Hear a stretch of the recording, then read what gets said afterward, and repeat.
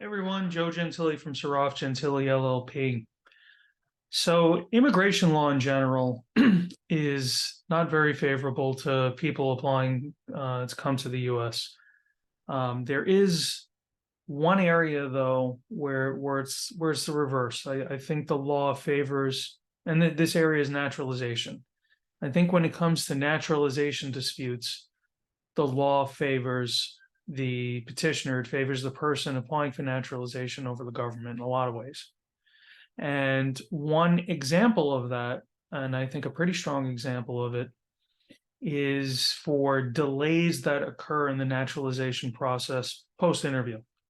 So you file your N-400, you have your naturalization interview, and then you're not getting a decision. In that situation, there's the law is very strongly on the side of the petitioner to get a decision.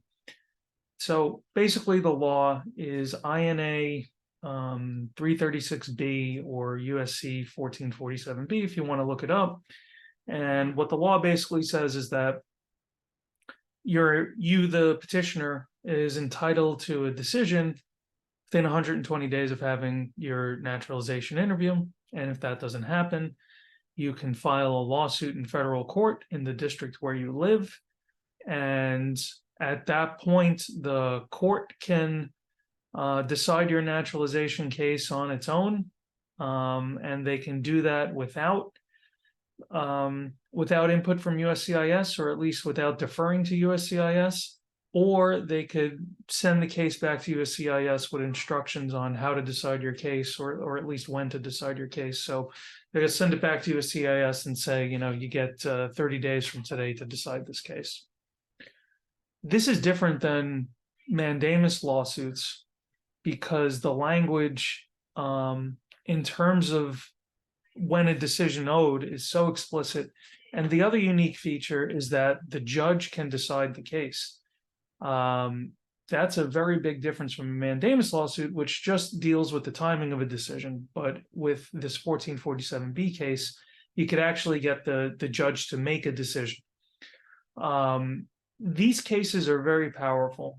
So when you file this case, you could be, look, there's no guarantees, but very high likelihood you're going to get a decision within a pretty short period of time after filing one of these lawsuits, because there's really not much room for our government to argue that they have more than 120 days to make a decision. The other thing I would suggest is that these cases can be pretty complex. Everybody's facts are different, and the stakes of the cases are pretty high, whether you get your citizenship or not. So I would strongly suggest conferring with an experienced immigration litigator before deciding to go forward with one of these cases. And I wouldn't go forward with one for somebody that dabbles in this area of law. You're going to want to hire somebody that has spent a good amount of time studying it and has some experience with it. So, as always, if you have any questions, please feel free to reach out.